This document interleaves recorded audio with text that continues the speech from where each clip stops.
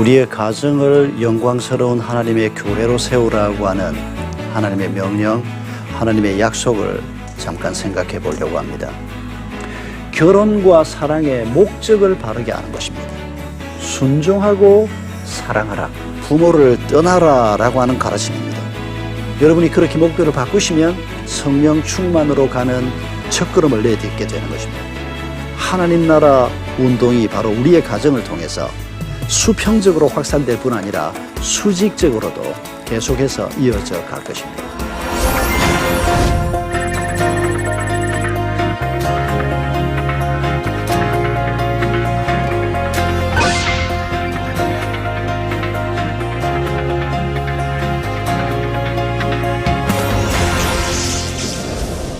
여러분 반갑습니다. 박은조 목사입니다.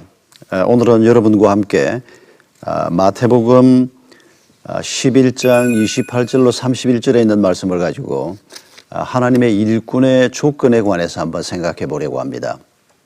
우리가 다 하나님의 좋은 일꾼이 되기를 원하는 마음이 있습니다. 그런데도 실제로 하나님의 좋은 일꾼이 되지 못하는 이유가 우리에게 많이 있습니다. 오늘 이 마태복음 말씀에서 어떻게 하면 우리가 좋은 하나님의 일꾼이 될 수 있을까, 그 점을 한번 생각해 보려고 합니다. 어떤 교회에서 중등부 수련회를 갔습니다. 그런데 목사님 눈에 띄는 애가 하나 있었습니다. 강사 목사님이 설교를 하는데 듣지도 않고 혼자 딴짓하는 애가 있었습니다. 목사님이 걔를 따로 불러서 얘기를 했는데 그 교회의 유아세례 교인이었고 부모님은 아주 신실한 집사님이었는데, 그리고 그 집의 장남이었고 아주 모범적인 중학교 1학년 아이였습니다. 그런데 이 아이가 목사님이 야단을 치니까 목사님이 기대하기는 목사님 제가 뭐 딴짓 했던 것 같습니다, 죄송합니다, 이럴 줄 알았는데 아주 도발적인 눈빛을 목사님에게 보내면서 아무 말도 하지 않고 아주 목사님을 노려보는 겁니다. 목사님이 깜짝 놀랐다고 했습니다. 그리고는 이 아이한테 무슨 문제가 생겼구나. 그래서 이 아이를 좀 골방에 데리고 들어가서 1대1로 앉아서 한 1시간 가까이 설득해서 이 아이 마음속에 있는 얘기를 토해놓게 했습니다. 그게 뭔고 하니까 자기는 아빠가 믿는 하나님 끊기로 했으니까 더 이상 나한테 예배를 왜 잘 드리냐 마냐 그런 소리 하지 말라는 겁니다. 내 아이는 안 그렇겠지, 그렇게 생각하는 부모가 참 많습니다. 그런데 대부분의 아이가 그럽니다. 대부분의 부모님들은 아이들한테 이런 어려움을 주는 경우가 많고, 그리고 대부분의 아이들은 이런 어려움을 겪습니다. 이 아이의 경우에는 문제가 뭔고 하니까 이 아이가 공부를 아주 잘하는 아이였습니다. 전교에서 1, 2등을 할 정도로 아주 잘하는 아이였습니다. 그런데 얘가 최근에 성적이 떨어지기 시작하는 겁니다. 그러니까 아빠가 아이를 야단을 치는데 문제는 뭔고 하니까 이 아이가 이렇게 얘기하는 겁니다. 성적 떨어지는 거, 공부에 집중하지 못하는 거, 아빠보다 내가 더 힘들다. 그런데 아빠는 왜 성적이 떨어지냐, 왜 집중하지 못하냐, 아빠가 뭘 도와줄까, 그런 식으로 말하는 법이 없고 냅다 야단만 친다는 겁니다. 그리고 최근에 와서는 뭐라고 그러는고 하니까 아빠가 네 꼴을 봐도 보기가 싫은데 하나님이 이런 네 꼴을 보면 어떻게 생각하시겠냐, 이런 식으로 야단을 친다는 겁니다. 이런 야단을 한 번 맞고 두 번 맞고 아빠가 싫어지고, 그리고 결국은 하나님도 싫어진 겁니다. 그리고 이 아이가 아빠를 마음에서 잘라내기로 결정하면서 아빠가 얘기하는 하나님도 잘라내기로 결정을 했다는 겁니다. 그게 담당 목사님 눈에 딱 띈 겁니다. 여러분, 정말 하나님께서는 성적 떨어지는 아이를 싫어하실까요? 하나님은 정말 연봉 떨어진 아빠를 싫어하실까요? 요리 실패한 엄마를 하나님이 미워하실까요? 여러분, 우리가 기억해야 할 것은 부모는 하나님께서 자녀를 위해서 세운 일꾼이라는 사실을 절대 잊으면 안 됩니다. 그 아이들이 장성해서 스스로의 힘으로 자기 삶을 살아갈 수 있을 때까지 부모는 그 아이들 곁에서 하나님이 내게 맡겨주신 자녀를 세워가는 아주 중요한 일꾼이 되어야 하는 것입니다. 그런데 우리가 자칫 잘못하면 아이를 돕는 일꾼이 되지 못하고 오히려 일감이 되어버립니다. 여러분, 우리 모두가 그리스도의 제자로서 결혼한 모든 분들, 자녀를 가지고 있는 모든 분들이 자녀를 위한 하나님의 좋은 일꾼이 될 수 있기를 바랍니다. 또한 부부가 서로 좋은 일꾼이 되어야 합니다. 에베소서 5장에서 하나님께서 말씀하셨습니다. 영광스러운 흠도 티도 없는 하나님의 교회로 세우기 위해서 우리에게 가정을 주셨다고 얘기했습니다. 그리고 창세기 2장 18절에서는 일찍이 하나님께서 부부가 서로 돕는 배필이 되라고 말씀하셨습니다. 돕는 배필이란 말이 뭡니까? 서로 섬기는 배필이라는 겁니다. 서로 돕고 섬겨줌으로 두 사람이 함께, 그리고 자녀들과 함께, 부모님들도 포함해서 이 가정 전체가 영광스러운 하나님의 교회가 되는 것, 그 핵심에 부부가 서로 돕는 배필이 되는, 서로에게 좋은 일꾼이 되는 이 하나님의 가르침이 들어있습니다.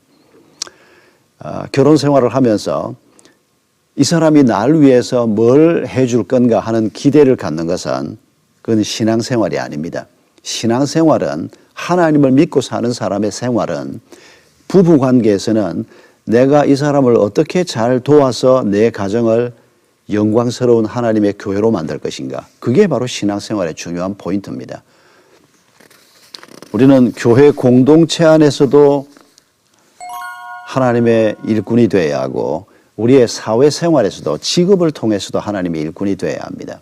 많은 그리스도인들이 연봉 높으면, 돈만 많이 벌리면, 내가 하고 싶은 일을 하면 그게 좋은 일 아니겠느냐? 그렇지 않습니다. 가장 우선적인 것은 우리에게 하나님이 직업을 주실 때 우리의 직업을 통해서 우리가 제일 먼저 생각해야 하는 것은 섬김입니다. 내 직업을 통해서 세상을 섬기는 것, 이게 되지 않는 직업이면 그 직업은 옳은 직업이 아닙니다. 아무리 돈이 많이 벌려도, 아무리 사람들이 좋아하고 내가 좋아해도 섬김이 되지 않는 직업, 이건 안 됩니다.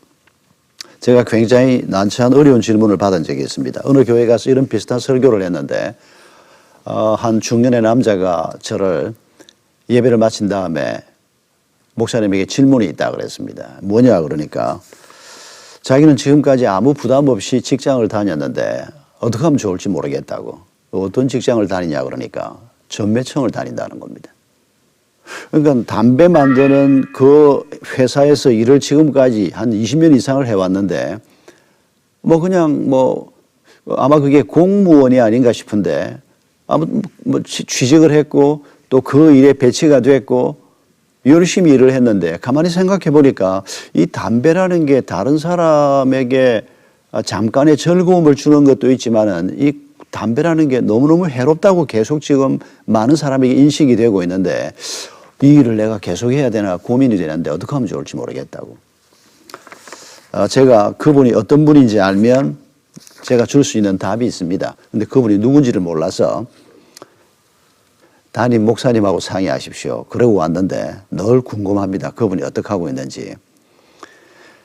초신자이면, 구도자이면 직업 문제를 그렇게 간단하게 처리할 수가 없습니다. 가족의 생계가 달려있고 좀 잘 다루어야 할 측면이 있습니다만, 그러나 모든 직업은 하나님께서 세상을 섬기도록 주신 통로입니다.